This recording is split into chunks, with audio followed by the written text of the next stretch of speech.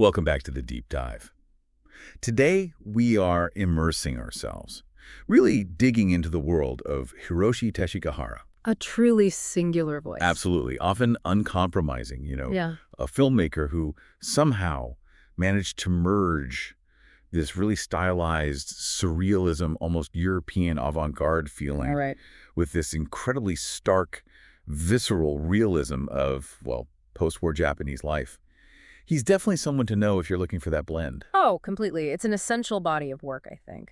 And our mission today really is to maybe shortcut the path a little bit to understanding Teshigahara's unique filmography. Yeah, focus in. Exactly. We're going to focus specifically on that short, super intense period where he produced, well, a trilogy of what are now seen as undisputed masterpieces. Eight collaborations. The Abe collaborations, yeah. Films just obsessed with identity, with the crushing weight of alienation, and the physical conditions of just being human, sometimes unbearable conditions. And what makes this story so compelling, for me anyway, is where he started.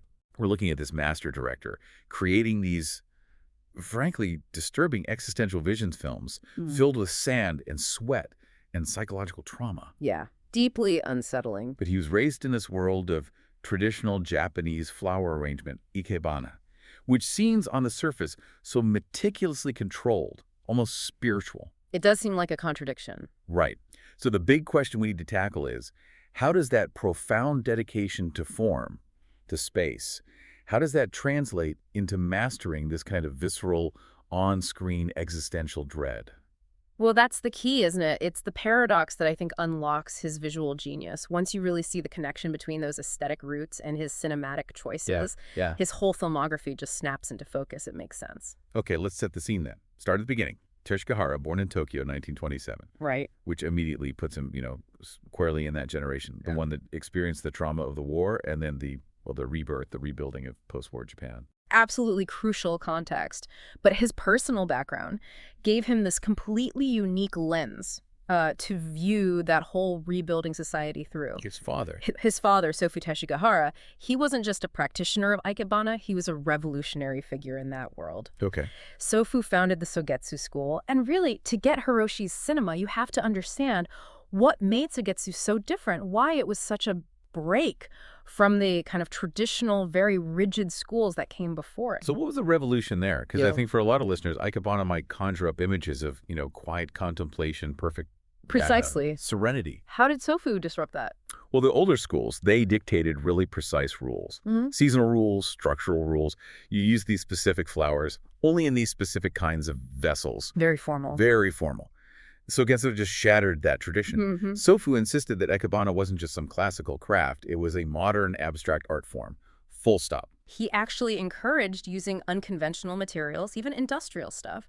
Steel, plastic, broken glass, found objects right alongside the flowers. Wow. Okay, so not just petals and stems. Not at all. And he put this huge emphasis on texture and maybe even more importantly on negative space.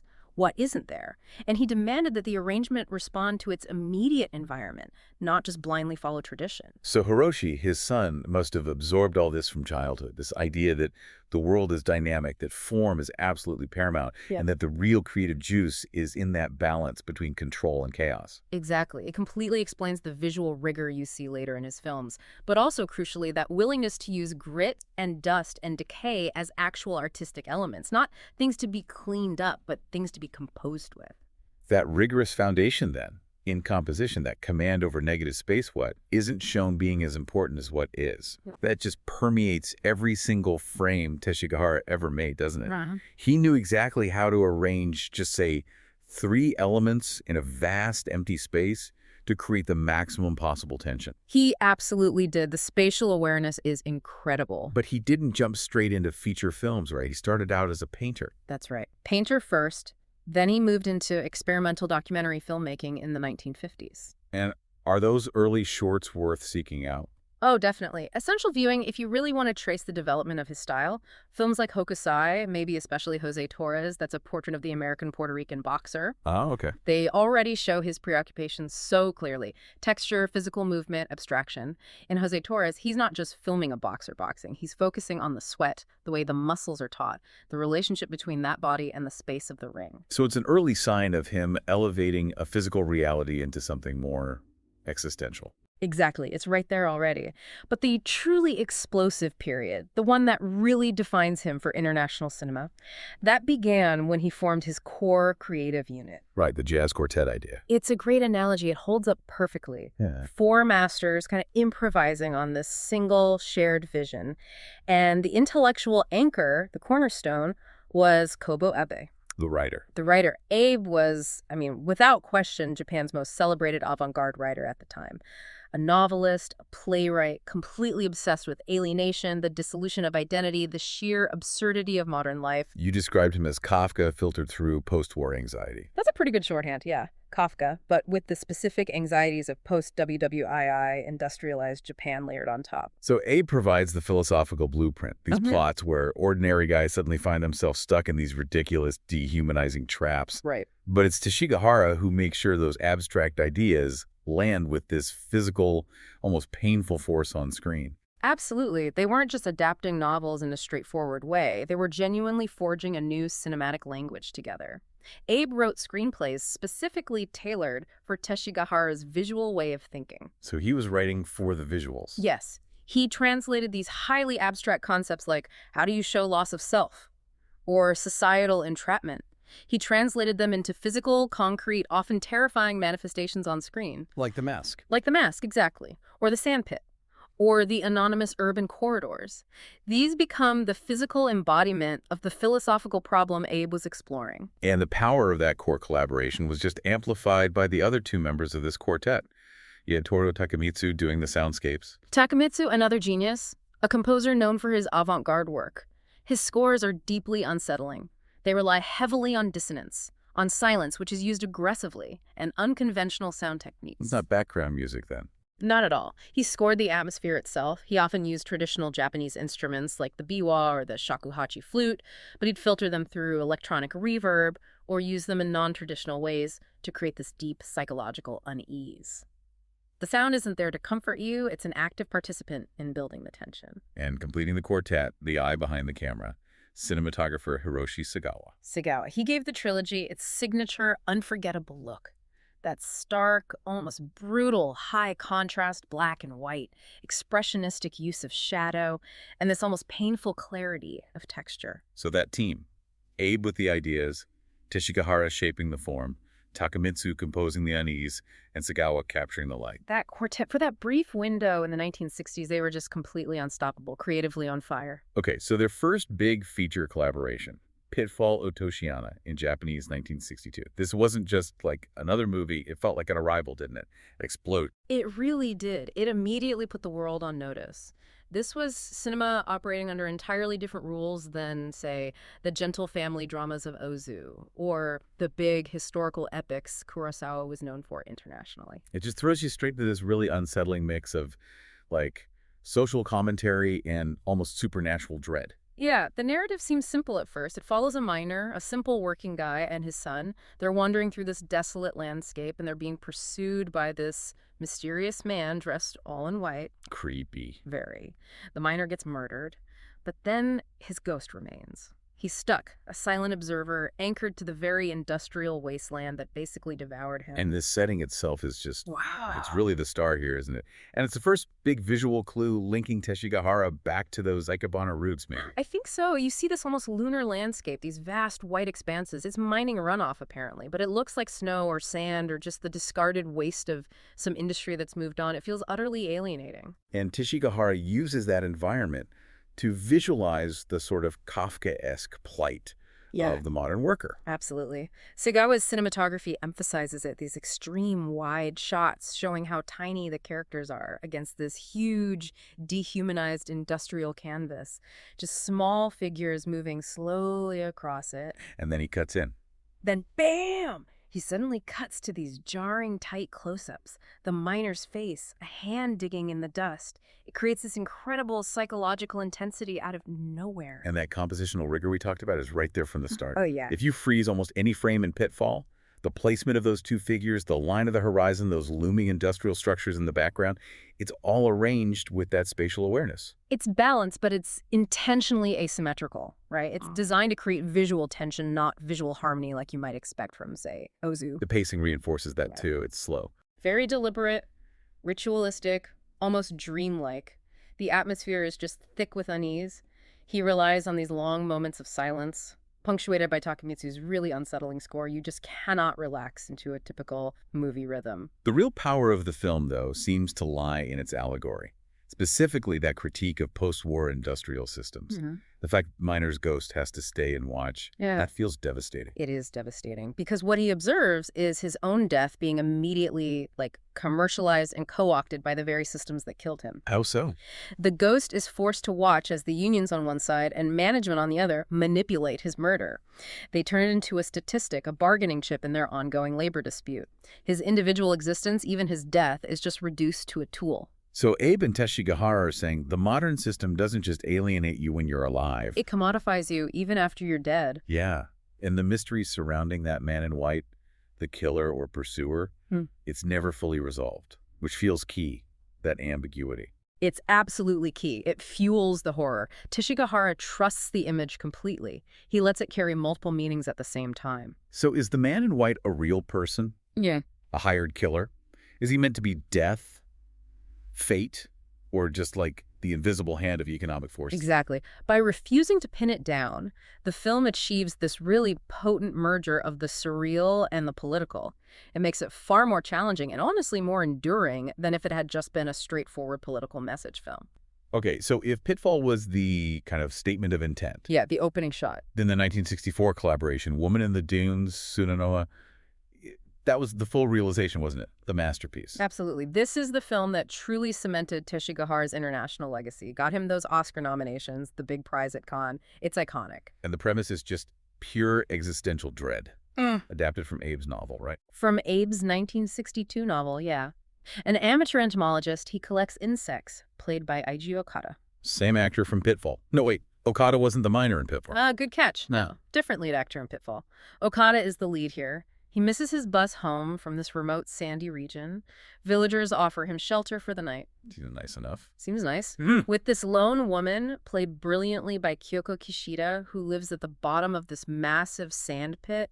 The only way in or out is by a rope ladder. And then the ladder vanishes. He's trapped. His entire existence, alongside the woman's, is just reduced to this one absurd Sisyphean task, shoveling sand, every single night, to stop the house and ultimately the whole village above from being slowly buried by the encroaching dunes.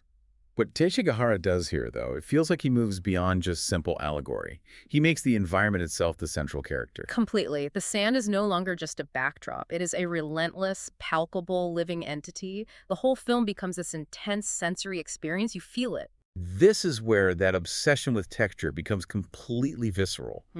This is the key nugget for anyone watching, I think. The way they actually film the sand. It's incredible. Teshigahara and Sagawa use macro photography with astounding effect. You see individual grains of sand in extreme close-up, and they look like boulders or like some alien landscape. The sand flows like water, it accumulates like time passing, and it's utterly unstoppable. It's filmed as being completely invasive. It infiltrates everything. It covers their bodies, their food, their clothes. You almost feel the grit in your teeth just watching it. And the relationship that develops or shifts between the entomologist and the woman, it's filmed within this oppressive, gritty reality. The developing sexual relationship, it's constantly intercut with these close-ups of sand and sweat and skin. It creates this incredibly sensual feeling, but also deeply disturbing physicality. It really emphasizes the merging of textures. It's almost as if the characters themselves are physically merging with the landscape, becoming part of the sand. And we watch Okada's character, the entomologist, cycle through all those classic stages of dealing with entrapment. Right. Denial first, then rage, bargaining. And the film takes its time. It's nearly 2.5 hours long.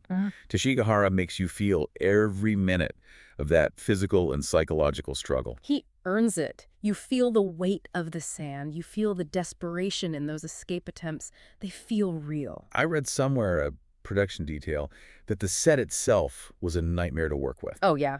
Because they were filming in real dunes, the actual production crew had to constantly shovel sand, just like the characters in the film, simply to maintain continuity from shot to shot and stop the set from literally being buried overnight.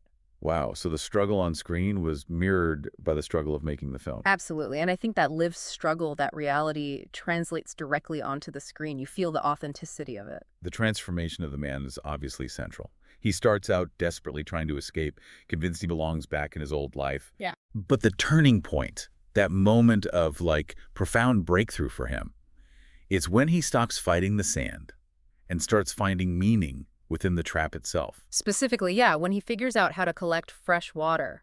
Water condensing from the damp sand overnight, using the simple trap he builds. He finds a purpose. He creates something useful out of the meaninglessness. And this leads straight into the film's really brilliant, challenging, existential punchline. The paradox, yeah. When he finally gets a chance to escape, a rope ladder reappears, left dangling. You could just climb out. He could, but he pauses. He looks at his water trap. He's found a system, a purpose, a localized triumph. He's forged a new identity in a way anchored to the sandpit, and he chooses to stay. For now. Yeah, it's not that he's been broken into submission. It feels like he's actively chosen to define his own freedom within the specific, harsh parameters of the trap. It's a profound shift, and the film operates as this powerful metaphor on so many levels. Yes, it's about post-war conformity in Japan, the individual swallowed by an indifferent society. But it's also asking about the true meaning of freedom. Right. Is the pit, where the rules are brutally clear and survival is immediate, is that less free than the city, where you have illusions of choice that maybe mask the same kinds of social and economic traps? Teshigahara really forces you, the viewer, to question your own cage, whatever that might be. And the impact was huge. Oscar nominations for Best Foreign Language Film and Best Director. That's massive for such a challenging art house film. Incredible achievement. It absolutely solidified Teshigahara's place as a major international auteur. So after the kind of elemental simplicity, the raw physicality of the sand and Woman in the Dunes? Yeah, that intense focus on one environment. Teshigahara and Abe shifted gears completely for their third big collaboration, The Face of Another Tannen no Cow in 1966. How so? We move from that endless, blinding white desert right into the cold, geometric, almost confusing world of 1960s urban Tokyo. The trap here shifts from being purely physical to being purely psychological. That's a striking contrast. Instead of feeling the grit and the heat, you feel the sterile coldness of, like, concrete and glass. Exactly. And the plot centers on a scientist played again by Eiji Okada, interestingly enough. Oh, okay. So he's in this one too. He is. He's severely disfigured in some kind of industrial accident, loses his face, and with it he believes he's lost his entire identity, who he is. The plot sounds like pure high-concept Kobo Abe. Oh, it is. A psychiatrist offers the disfigured man this experimental solution, a mask. Yeah. But not just any mask, a perfect, lifelike, technologically advanced prosthetic mask. Okay. The scientist accepts it, and then, driven by this desire to test the very limits of his own existence, his own identity, he decides to use this perfect new face to seduce his own wife, approaching her as if he were a complete stranger. Wow. The identity crisis there is just absolute, isn't it? Abe is really asking, is the face the self? Is your identity just a social construct that relies completely on how you look and whether people recognize you? And the film visualizes the horror of that anonymity brilliantly. At first, the masked man feels liberated. He can reinvent himself. But that reinvention very quickly spirals into this nightmare of utter disconnection. Oh, so? He's terrifyingly free, but he's divorced from all his social and personal anchors. Abe seems to be arguing that while the mask offers liberation from his past trauma, it simultaneously imposes this new, maybe even deeper trauma, the loss of genuine connection, of responsibility. And that seduction scene with his wife, I remember finding it one of the most ambiguous and deeply unsettling things I've ever seen in a film. It is. You're constantly left wondering, is she genuinely fooled by this perfect mask? Or is she playing along? Is she perhaps acknowledging a fundamental truth about all relationships, that they involve a certain level of performance, of wearing masks, of shared illusions? Teshigahara's visuals must have been crucial to capturing that psychological fragmentation. Totally. Sagawa cinematography uses the sterile geometric architecture of 1960s Tokyo, all that harsh concrete, steel, towering glass, to create a world that feels as artificial as the protagonist's new face. How'd the camera work? Highly experimental, lots of oblique angles, intense use of reflections in windows, in mirrors constantly shattering and fracturing the protagonist's image, reinforcing his own fractured sense of self. He's intentionally making the viewer feel disoriented. making us question who or what we're even looking at. Exactly. And the mask itself is designed so cleverly. It's too perfect. It exists right in that uncanny valley long before that term was common. Right. Doesn't look like a scarred face trying to look normal. It's like a Yeah. perfect face that just feels wrong, alien. Yes. And Teshigahara captures the way the edges of the mask meet the skin with this almost brutal clarity sometimes. It reminds you constantly, this is a technological intervention. This is a barrier between the inner self and the outer world. There's also that really crucial parallel subplot, isn't there? We shouldn't overlook that. The young woman with facial scars from the Nagasaki bombing. Absolutely vital. This is Teshigahara and Abe powerfully connecting that personal, individual trauma of the scientist to the larger national wound of post-war Japan. So the protagonist's industrial disfigurement, this modern, maybe self-inflicted wound of progress, Is directly contrasted with the existential national trauma of the atomic war. The film strongly suggests that Japan itself is grappling with its own kind of national mask, trying to construct this new, perfect, modern, post-war identity, while maybe concealing these profound internal scars. It feels incredibly prophetic, that film, especially now in our age of digital personas, online identities. Oh, absolutely. It's a film about the dissolution of stable identity and the horrifying kind of liberation that comes with being anonymous in modern society. And this rich, intense, really revolutionary period of collaboration. It concluded here, didn't it? The Face of Another was the last full feature-length film Teshigahara and Abe made together. That's right. The end of that specific, groundbreaking era, synthesizing the signature style and later career. Okay, so having gone through this incredible trilogy, we can maybe step back now and try to synthesize Teshigahara's unique approach. What are, say, the 5 key pillars of his cinema? Many of which, as you've hinted, seem to loop directly back to that Suigetsu Ikebana foundation. The connection is definitely there. It's almost impossible to ignore once you see it, and it really does provide a lens for understanding his whole visual language. Okay, pillar number 1, use of space environment as character. Yeah. For Teshigahara, the setting is never just passive background. Never. Whether it's the vast consuming space of the sandpit and dunes, or the oppressive anonymous corridors of Tokyo and The Man Without a Map, which was his actual last film with Abe, a 1968 feature. Right. Or even the more enclosed traditional structures you see in his later historical works, the environment dictates behavior. It reflects the psychology of the people trapped within it. The space itself is an active force. Pillar 2, drawn straight from his heritage, rigor of composition. This is maybe the purest manifestation of that ikebana training. His frames are just meticulously constructed. He uses balance and asymmetry really expertly. You can almost see the 3 mainline structure from Sogetsu sometimes, but applied to, like, industrial junk heaps or human figures huddled in a corner. So unlike the, say, peaceful centered symmetry you might get in Ozu. Right. Teshigahara's compositions are often intentionally unbalanced or just slightly off, just enough to generate this constant visual tension. He knows precisely where to place an object or a person within that negative space to make the audience feel subtly uneasy. Third pillar, and maybe the one that makes his films feel so immediate, obsession with texture. Yes. He uses the camera almost like a magnifying glass, doesn't he? Focusing intensely on surfaces, sand, skin, concrete, fabric, mud, often in extreme close-ups, sometimes reducing them to pure tactile abstraction. And that grounds the philosophical ideas. Exactly. That constant focus on materiality, on the physical surface of things, it grounds these sometimes high-flying philosophical ideas right back in the body and physical existence. It ensures that you, the viewer, feel the trauma or the struggle rather than just thinking about it intellectually. Okay, fourth pillar, relating specifically to how he worked with Abe, adaptation is transformation. Right. Teshigahara's mastery here, I think, lay in his refusal to just illustrate Abe's books. That wasn't the goal. He took Abe's complex, sometimes abstract concepts and found purely cinematic, purely physical equivalents for them. So the existential dread of anonymity Is given concrete visual reality through the disturbing perfection of the mask, the philosophical struggle for survival and meaning. becomes the literal, exhausting physical act of shoveling sand day after day. He translated the literary into the physical, the tangible. And finally, pillar 5, his control over the audience's experience, pacing and tension. His films are often described as slow, but they're definitely not meditative in a calming way.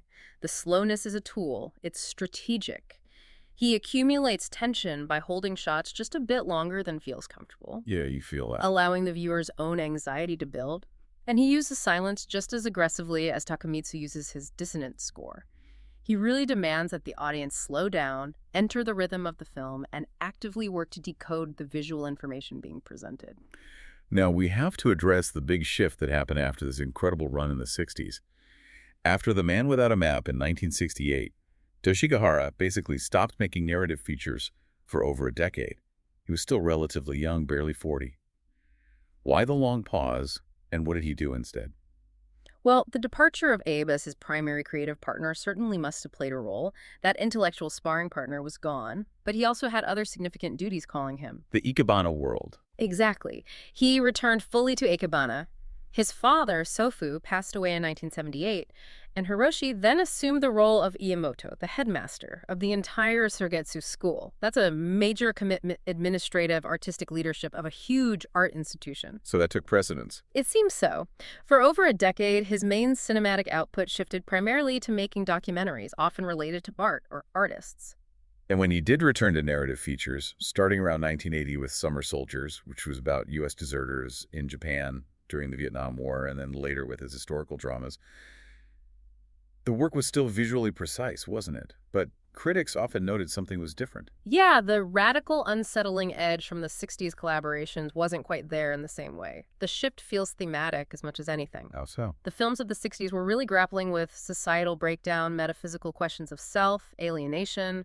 The later films, they became more like meditations on history, on tradition, on personal tragedy within historical context. They're still executed with immense visual rigor, but they maybe lack that raw, Kafkaesque friction. Take Rikyu from 1989. That's about the 16th century master of the Japanese tea ceremony, Sen no Rikyu.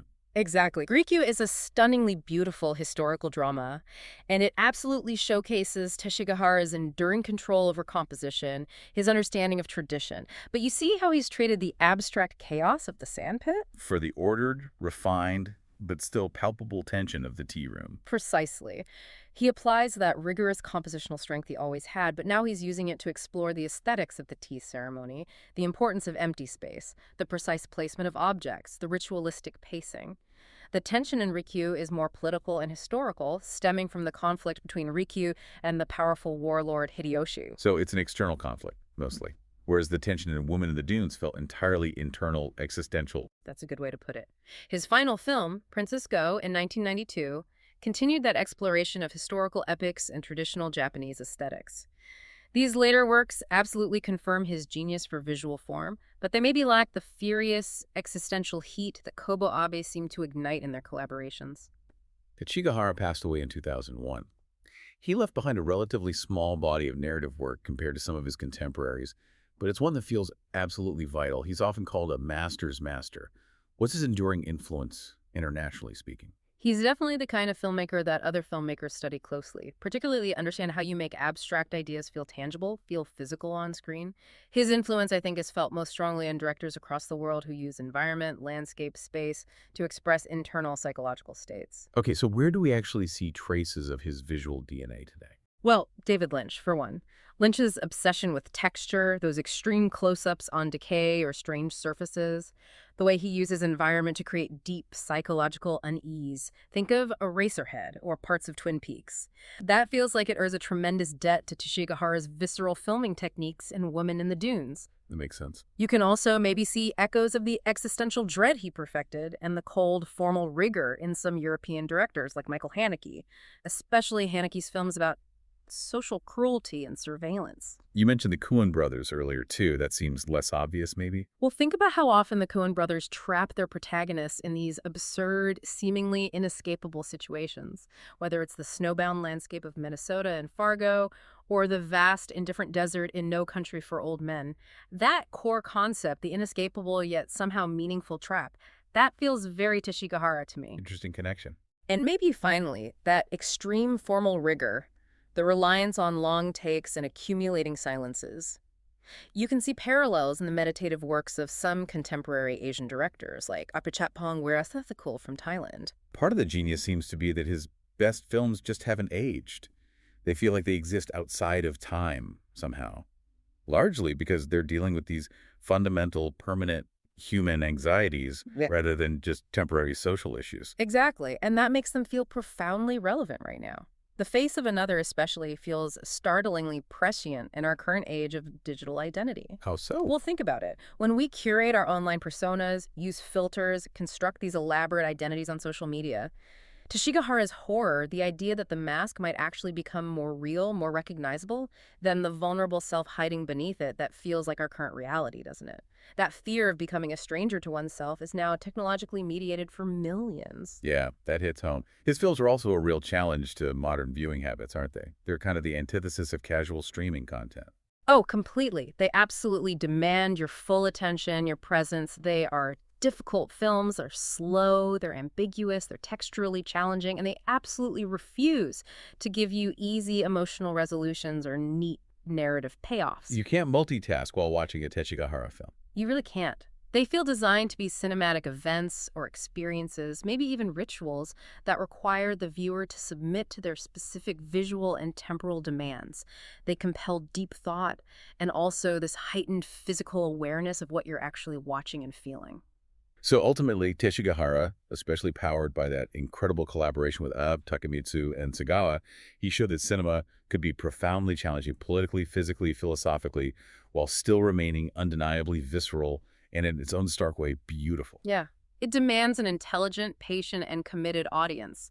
But the rewards are immense. That collaboration with Kobo Abe resulted in a trilogy exploring alienation that just remains unsurpassed, really, proving that complex, abstract, philosophical literature could be translated into something intensely physical and deeply cinematic. The sand keeps shifting, the faces keep changing, but those underlying questions Teshigahara and Abe posed about how we define ourselves, they absolutely endure. So maybe the final thought to leave people with. If Tachikahara's greatest films are fundamentally about the traps we find ourselves in, whether it's literal sand, or a psychological mask, or a rigid social system, perhaps the ultimate freedom isn't found in escaping the trap, But maybe. but maybe in deciding what purpose, what knowledge, what sense of identity we choose to accept or even cultivate within those unyielding boundaries. It's a thought that definitely keeps you digging long after the final frame fades to black. Indeed, it does. Well, we've been immersed in the often unforgiving yet always compelling and beautiful world of Hiroshi Teshigahara. We really hope this deep dive encourages you to seek out these profound cinematic works and experience them for yourself. Absolutely. Until next time on the deep dive, keep watching and maybe keep questioning the nature of the forms and the traps that surround you.